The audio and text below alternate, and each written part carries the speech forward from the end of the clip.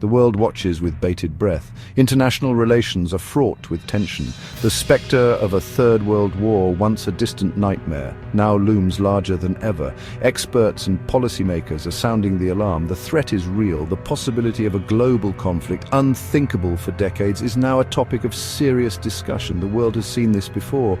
The period leading up to World War I was marked by similar anxieties. Global powers, locked in a complex web of alliances, edged closer to the brink. A single spark, the assassination of Archduke Franz Ferdinand, ignited the powder keg.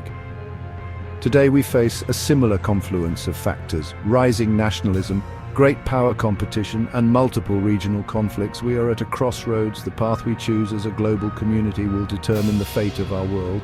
Will we succumb to the siren song of conflict, or will we chart a course towards peace and cooperation?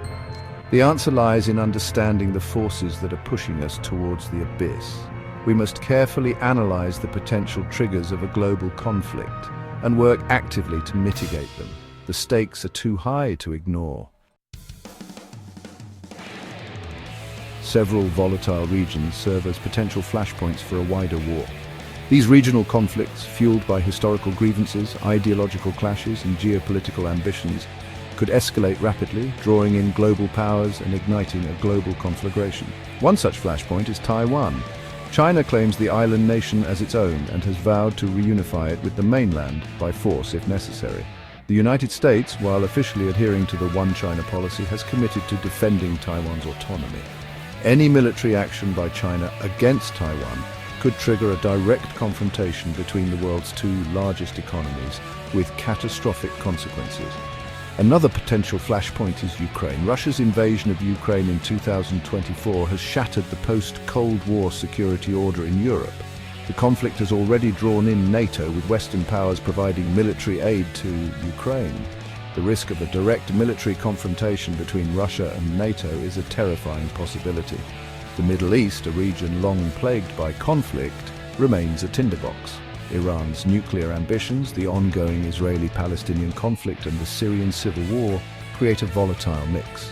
Any miscalculation or escalation in these conflicts could easily draw in regional and global powers, leading to a wider conflagration.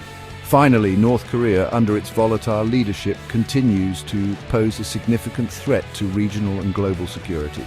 Its pursuit of nuclear weapons and ballistic missile technology, coupled with its unpredictable behavior, makes it a wild card in an already unstable region.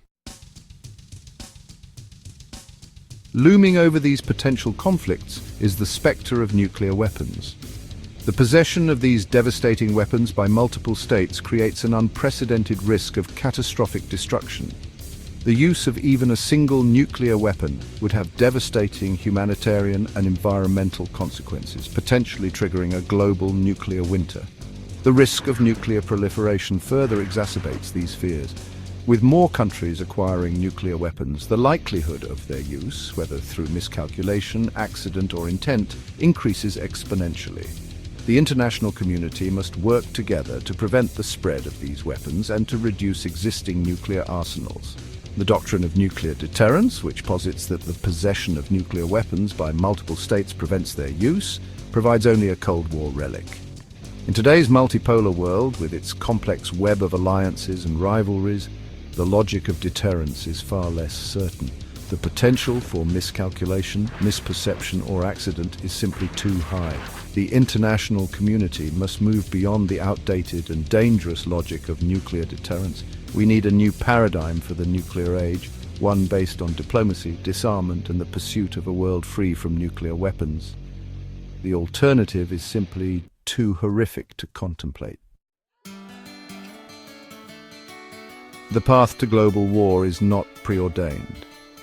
We have the power to choose a different future, one based on cooperation, diplomacy, and the peaceful resolution of conflict. But preventing such a catastrophe requires a clear-eyed assessment of the risks and a willingness to act decisively to mitigate them. First and foremost, we must strengthen international institutions and norms. The United Nations, while imperfect, remains our best hope for a rules-based international order. We must empower it to address 21st century challenges, including climate change, pandemics, and cyber warfare. Second, we must prioritize diplomacy and dialogue. We need to keep channels of communication open even with our adversaries. Diplomacy is not a sign of weakness, but a recognition that we have shared interests in avoiding catastrophic conflict.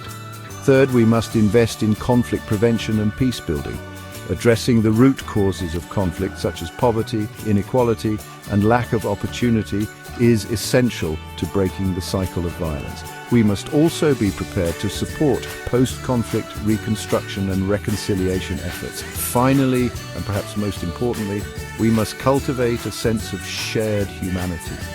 We are all interconnected and our fates are intertwined. We must reject the forces of division and hatred and embrace our common humanity. The future of our species depends on it.